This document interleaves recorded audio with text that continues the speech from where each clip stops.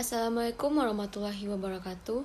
Sebelumnya perkenalkan, nama saya Dwina Putri dari NIM 22002014. Di sini saya akan menyampaikan materi tentang peran dan fungsi komunikasi dalam aktivitas kegiatan public relation. Baik, komunikasi sendiri memainkan peran yang sangat penting dalam aktivitas kegiatan public relation atau PR.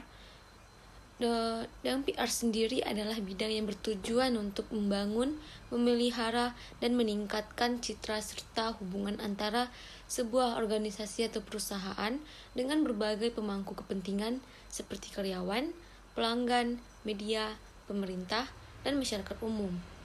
Dalam konteks ini, berikut adalah peran utama komunikasi dalam PR. Yang pertama, membangun citra dan reputasi. Komunikasi adalah alat utama dalam membentuk citra positif tentang organisasi atau perusahaan. Yang kedua, menjalin hubungan dengan media. PR bertugas untuk menjalin hubungan dengan baik dengan media. Itu melibatkan penyediaan informasi yang relevan kepada wartawan, mengatur wawancara, dan memberikan respon terhadap pertanyaan media.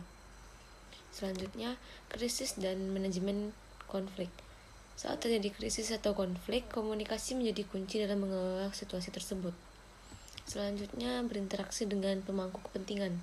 PR berkomunikasi secara aktif dengan berbagai pemangku kepentingan, termasuk karyawan, pelanggan, investor, dan pemerintah. Yang kelima, meningkatkan kesadaran dan pemahaman. PR menggunakan komunikasi untuk meningkatkan kesadaran dan pemahaman publik tentang produk, layanan, atau isu-isu tertentu yang relevan dengan organisasi. Selanjutnya, memfasilitasi kerjasama. Komunikasi membantu dan memfasilitasi kerjasama dengan organisasi lain, mitra bisnis, dan lembaga lainnya. Yang keenam, memfasilitasi kerjasama. Komunikasi membantu dalam memfasilitasi kerjasama dengan organisasi lain, mitra bisnis, dan lembaga lainnya. Yang ketujuh, pendukung pengembalian keputusan. PR memberikan informasi dan wawasan kepada manajemen dan pemangku kepentingan internal untuk mendukung pengambilan keputusan yang baik. Yang terakhir, pengembangan pesan dan materi komunikasi. PR merancang pesan dan materi komunikasi yang efektif, termasuk siaran pers, materi promosi, dan lain-lain. Nah, selanjutnya kita masuk ke poin kedua, yaitu fungsi dan komunikasi dalam aktivitas kegiatan public relation. Komunikasi memainkan beberapa fungsi penting dalam aktivitas kegiatan public relation atau PR. Berikut adalah beberapa fungsi utama komunikasi dalam PR. Yang pertama, untuk menginformasikan pemangku kepentingan baik internal maupun eksternal tentang berbagai aspek organisasi, termasuk produk, layanan, pencapaian, dan inisiatif. Ini penyampaian informasi yang akurat dan relevan kepada publik. Yang kedua, mengedukasi. Komunikasi PR membantu dalam mengedukasi pemangku kepentingan tentang topik-topik yang mungkin kompleks atau kurang dipahami. Itu bisa berupa edukasi tentang produk atau layanan, isu-isu industri atau masalah sosial yang relevan. Selanjutnya, membangun kesadaran. Salah satu tujuan utama dari PR adalah meningkatkan kesadaran kepada publik tentang organisasi atau merek. Komunikasi digunakan untuk membangun kesadaran tentang identitas, nilai-nilai, dan citra perusahaan atau produk. Selanjutnya, mengelola citra dan reputasi.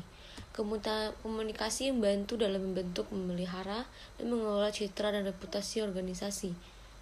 Ini mencakup penggunaan pesan yang positif dan strategi komunikasi untuk menjaga citra yang baik di mata publik. Selanjutnya, mengelola krisis. Saat terjadi krisis atau konflik, fungsi komunikasi dalam PR sangat penting. Komunikasi yang tepat waktu, jujur, dan transparan dapat membantu mengelola situasi tersebut dengan baik dan mengurangi dampak negatifnya. Selanjutnya, mempengaruhi persepsi publik. PR menggunakan komunikasi untuk mempengaruhi persepsi publik terhadap organisasi atau isu tertentu. Nah, yang terakhir, promosi dan pemasaran. Dalam beberapa kasus, PR juga berfungsi sebagai alat promosi dan pemasaran dengan menyebarkan pesan yang mempromosikan produk, layanan, atau kegiatan tertentu. Dalam rangka mencapai tujuan-tujuan itu, PR mengandalkan strategi komunikasi yang baik, termasuk penggunaan berbagai alat komunikasi seperti siaran pers, acara khusus, media, sosial, publikasi, dan lain-lain. Fungsi komunikasi dalam PR juga membantu organisasi untuk menjalin hubungan yang positif dengan pemangku kepentingan dan membangun reputasi yang baik. Mungkin hanya itu materi yang dapat saya sampaikan atau yang saya jelaskan. Terlebih terkurang saya mohon maaf.